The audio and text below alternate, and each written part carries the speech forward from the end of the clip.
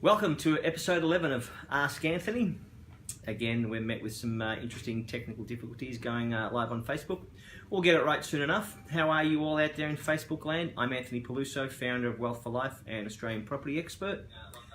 Today, I'm discussing the difference between established property and off-the-plan investment properties, okay? We'll get it right. But before I get started, last week was our 10th episode to celebrate our 10th episode on Facebook. So we're going to be giving away this beautiful Apple Watch. I was going to say Apple iWatch to the best question asked, and I'll be going through the questions at the end of the episode.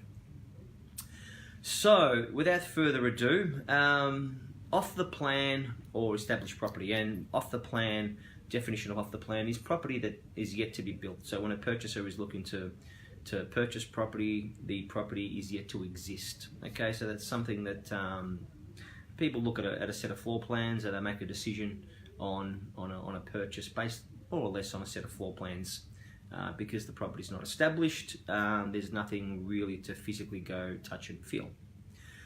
So again, we get asked that question, should I buy established property that I can walk through, touch and feel? I know it's there, I know what I'm getting, or off the plan property? And I'm going to go through some advantages and disadvantages of both, okay? So let's look at off the plan property first. So the advantages of buying off the plan.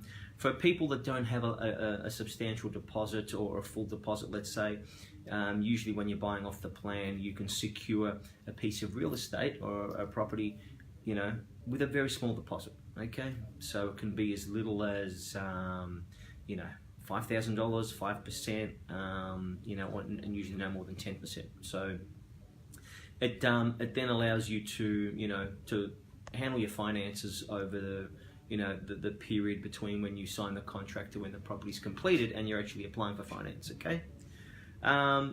So you get some stamp duty savings as well. Now in Victoria, the laws changed around stamp duty for both owner-occupiers and investors about a year or so ago.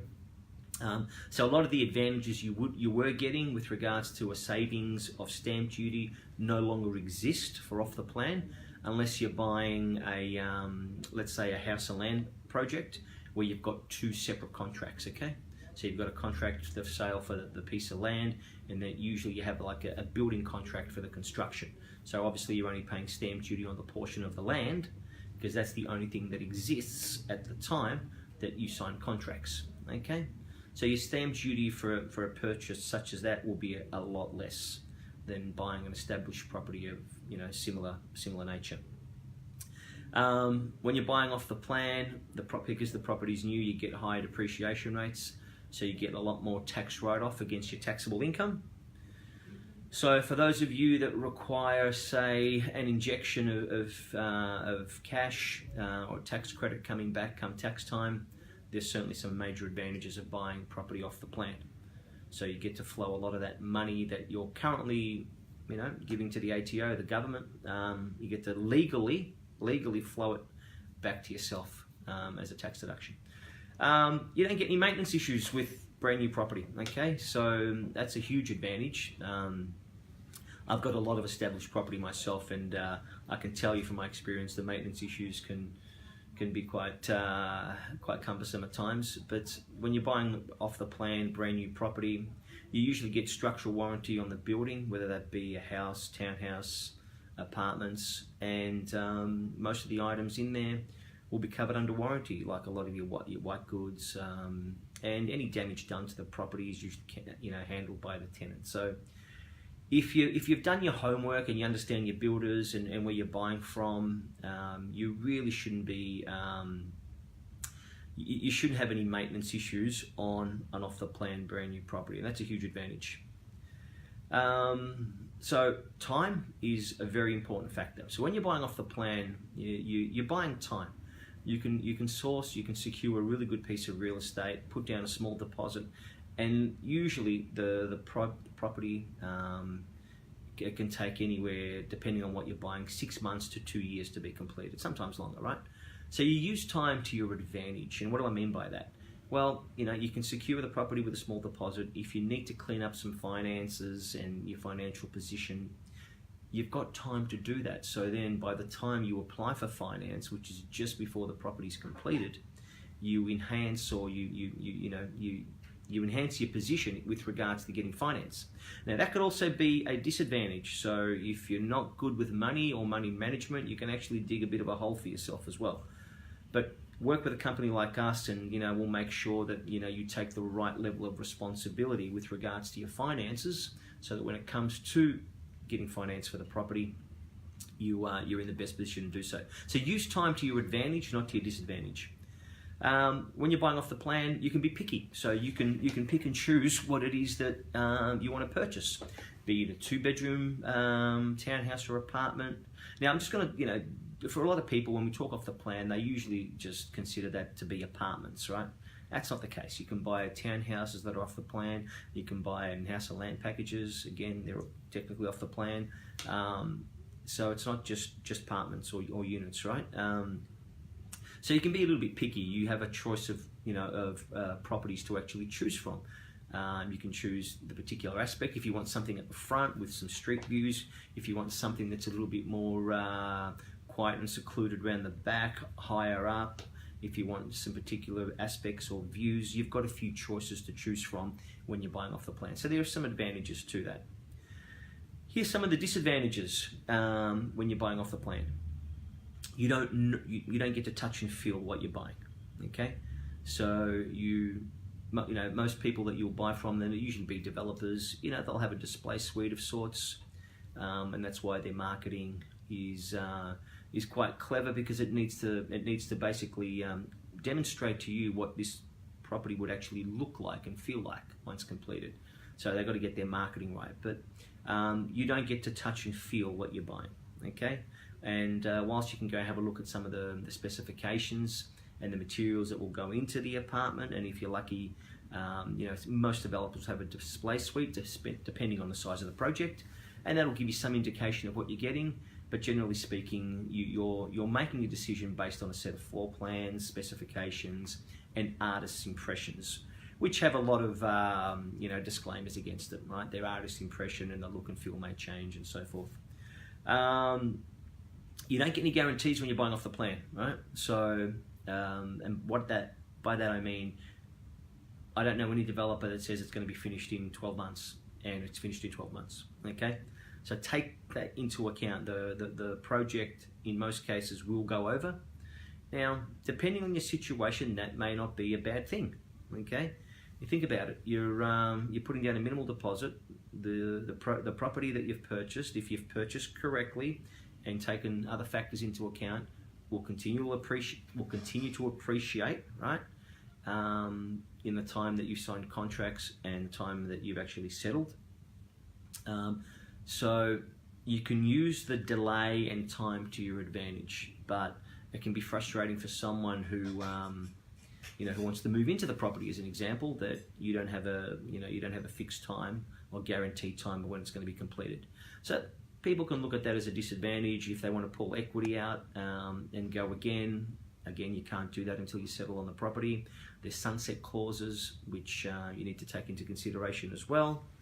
So there can be no guarantees when you're buying off the plan, okay? And anybody that tells you that, hey, we're doing a project and it's going to take this long, they're giving you an estimate at best, okay?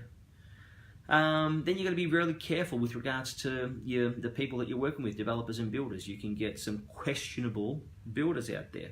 So do your homework and have a look at what you're buying, because once the property's finished, unless you've got some particular clauses in your contract, you're stuck with what is produced. So you want to make sure that the product that you get at the end is just as good as the product that you were sold at the start, okay? In our company, we work with only a select few developers and builders, guys who'd have a 10, 15-year track record of producing exactly what was promised, and people that we trust and trust us to do the right thing by our clients. And we don't really get any disappointed clients when it comes to the end product, because we know what the people we're working with can produce as a result, okay? Owners corporations fees, so the old name for body corporate, usually a little bit higher when you're buying off the plan. Okay. Again, it depends on how you look at it. You know, it is a tax deduction, and you do need somebody to maintain your property. If you've got established property, you know, you'll probably need to do some of the work that an owner's corporation would actually do on an established property. But I understand that body corporate can actually, or owner's corporation can put a lot of people off. Again, it comes down to just how you look at it. You know, properties can drop in value. You buy off the plan in a rising market, and by the time you go settle, if the market's cooled off a little bit, the value of the asset may drop. So you need to take that into consideration. That, you know, the value of the asset may be less than what you actually purchased it for. That can have an effect on your financing, and will require you to usually put more money in. Again, do your homework. You can avoid all of this if you've done your homework and you're talking to the right people and you're buying the right asset. Delays, I've spoken about that. There's usually delays when you're buying off the plan. Okay, I'm certainly not going to mislead you there. And a lot of it's got to do with developers getting the right funding at the right time, councils giving the right approvals, sign off from government bodies. Whilst the project may be finished, just getting the paperwork and the titles released at the end can add an extra 3 months. So, you know, if you get told that something's going to take 12 months to be completed, I would allow probably 16 months. Okay. Limited valuating potential. So when you're buying off the plan, there's not a lot of value you can add to the property, right? It's brand new. Okay. So it's not as if you can renovate it, touch it up, change the look and feel of it, and increase its value. Okay. So that's the disadvantages I see with regards to buying off the plan, okay, and its advantages. So then let's look at established property. So some of the advantages of established property, you can touch and feel it, okay? So you walk into a property, you can have a look at the size of the property, the bedrooms, the condition it's in, the appliances. You can have a look at the property from a structural perspective, have a look at if there's any defects. You know what you're getting, okay, when you buy. There's no need for imagination. There's no guesswork. You know exactly what you're getting. Okay, so that's an advantage. Usually in established property, you've got a higher percentage of land. Okay, so we know that land increases in value when construction or the building actually decreases in value. All right, so you're usually getting a higher percentage of land content when you're buying established property. Another advantage is that older type constructions, you know, stuff that was actually, say, built in the 60s, 70s, even 80s, is, you know, in most cases a lot better than some of the stuff that people are building right now. So, you know, I personally think the standards were a little bit better back then. And I'm talking from my experience because I've got a combination of both. But again, you know, have a look at who you're working with. That's really, really important. Established property gives you the ability for renovation potential, okay? So if you're buying an old, 80s weatherboard that's a little bit run down, as an example, you can go in there, touch it up, renovate it, do an extension. I've done this many, many times, and you can add massive, massive value to the property that you're purchasing. Not something you can get on a new property. Okay. With established property, it's got a property history. Okay, so you can go back and have a look at how the particular property, all right, performed over the last. I mean, we've got property here that we can track. Most of the properties we work with, we can track back into, you know, the early 80s, even the 70s, if they were built. So you can go back and have a look at its performance. That's a good way to indicate what's going to happen to the property moving forward as well. Okay. You've got a lot more negotiating power when you're buying established property. Usually, you're buying from a vendor. And you know, most vendors may be motivated, trying to get that word out, motivated to sell. When you're dealing with developers, it's usually not the case. Okay, so you can negotiate more favorable terms because it's the actual one property. There's a lot of emotion usually attached, as opposed to developers who you're working with a number of different properties. So my experience has always been that you can negotiate a much better deal, price, terms and conditions when you're looking at established property. Okay, some of the disadvantages of established property. Again, you don't get that new look and feel. Okay, I know from a tenant's perspective, they love to move into something that's brand new, fresh, requires no work to be done to it. It's like buying a brand new car. Not a lot of people, there's disadvantages to buying a brand new car, obviously, but there's nothing better than getting into a brand new car, okay? And that's the same with a property. Whether it be an apartment or a house, something that's brand new is always going to be more attractive to a potential tenant, okay? We're human beings, we're emotional, we always like things that are new, all right? No structural warranties. So when you're buying established property, you don't know who built it, and unless you get a building inspector, and maybe say a pest inspector to go through it, and that could cost you say $1 or $2 grand. You really have no guarantee of the actual property itself. So you are going to have a lot more maintenance issues with established property. Okay. Now again, if it's the property's run down, your rental returns may actually be a little bit lower. If you look at it from a tenant's perspective, okay. Assuming that everything else is equal, if a tenant's got the opportunity to, tenant a brand new property or an established property, they'll always pick the newer property, okay? So your rental return could be a little bit lower on established property. And again, it's got less appeal because it is older, okay? So you may have to go in there, touch it up a little bit, put your attention on things like bathrooms and kitchens, because you want to make it very desirable and very, very attractive if you're renting it out, okay? So they're the main advantages and disadvantages I see with both. Now, what's it come down to in the end? Is one better than the other?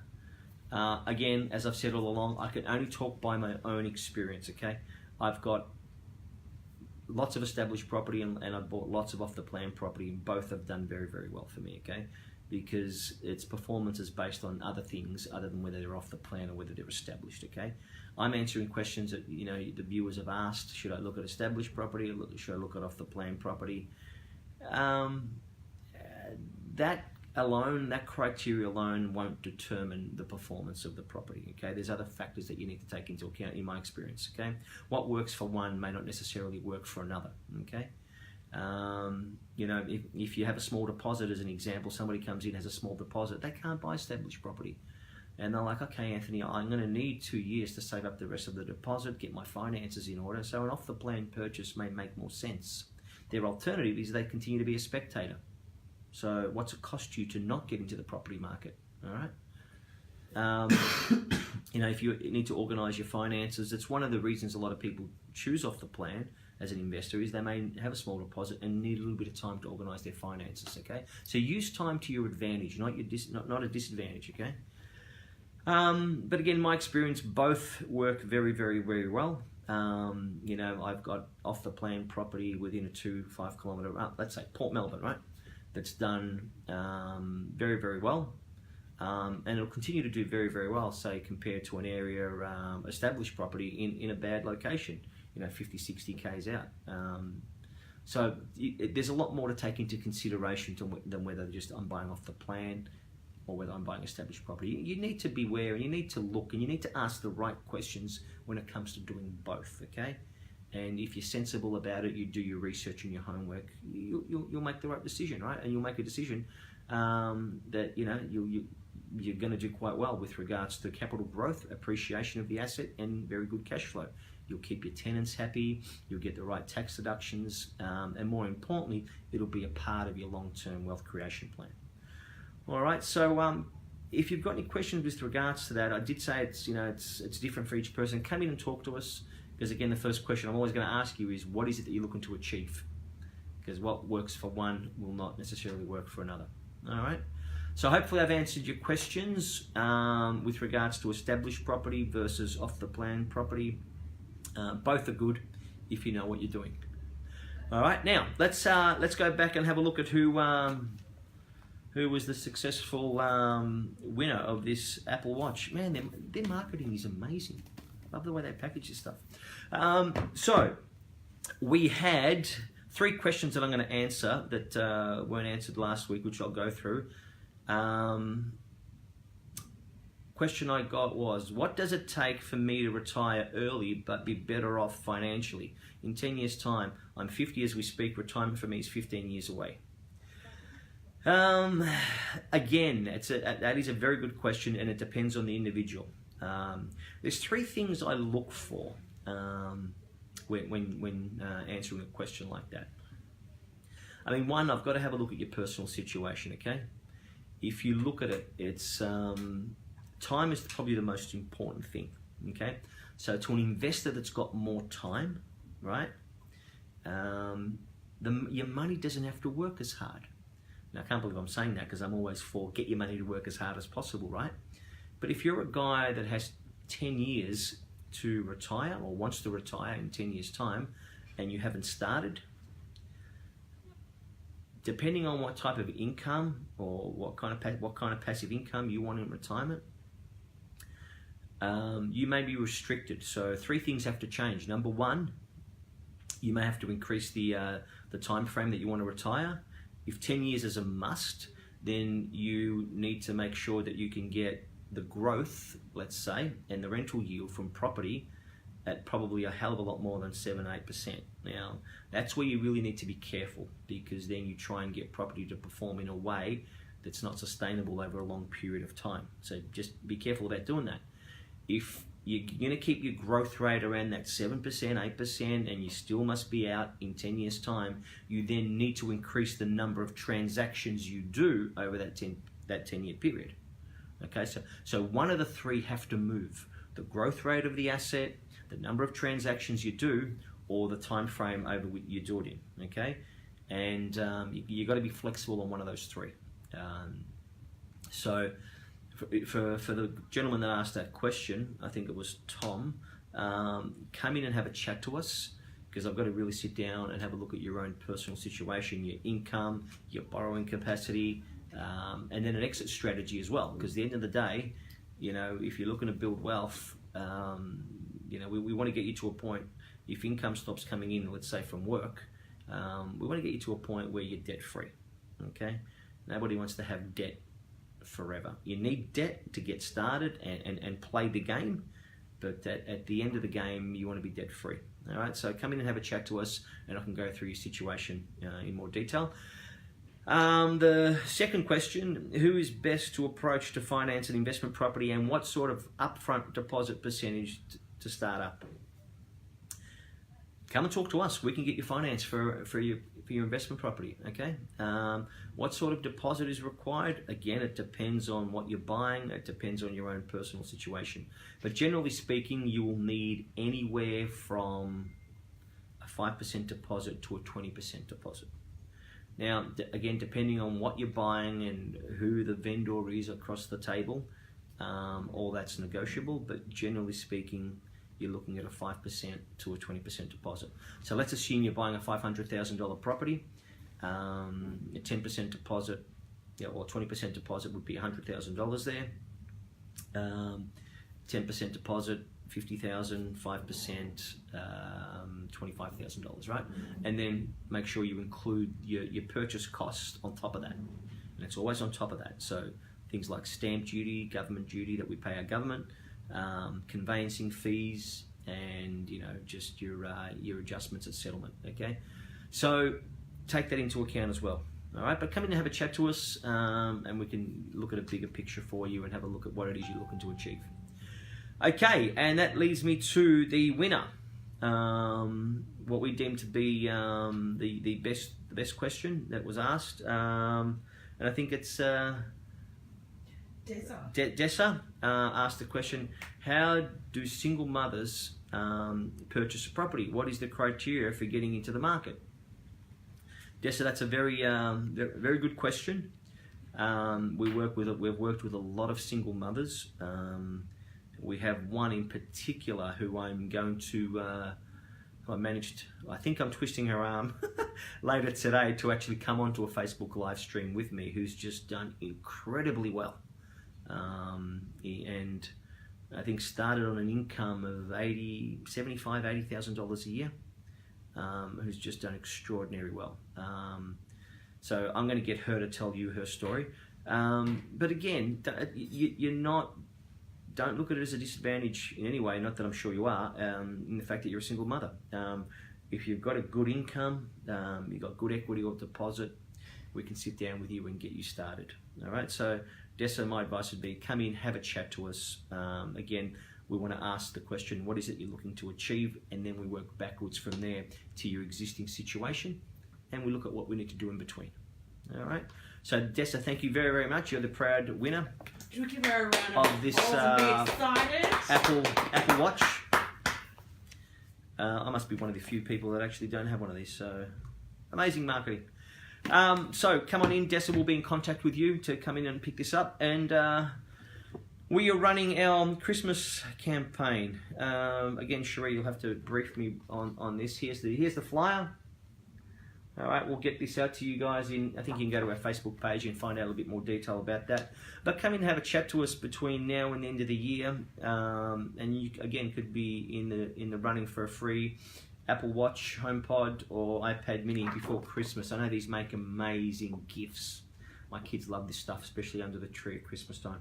For more details, check the link in the comments. Yeah, have a look at the link we've got in the comments with regards to more details of this. It's pretty cool. We've got a really cool arrangement with Apple. They're good guys. They work with us. So have a look at the link in the comment. Next week, we've got a really exciting episode next week on Ask Anthony. I'm going to be interviewing our mortgage broker here at Wealth for Life, Sophie Gatto. So have your finance questions ready with regards to how do I go about getting a loan, talk to me about, let me know what interest rates are going to do, how are the bank's lending criteria changed in the last 12 months, because believe me, that's changed. So any questions you've got around finance, and that could be investment finance or home loan finance, buying your own home or an investment property, interest rates, have them ready. Sophie is amazing. 25 years in the industry, an absolute gun. You don't want to miss that episode. So thanks, guys. Keep sending through your questions. We really appreciate them. We love answering them. Give us 24 hours and we'll get back to every single one of you guys. Until then, thank you for tuning in, and we will see you next Tuesday at 12 midday. Thanks, guys.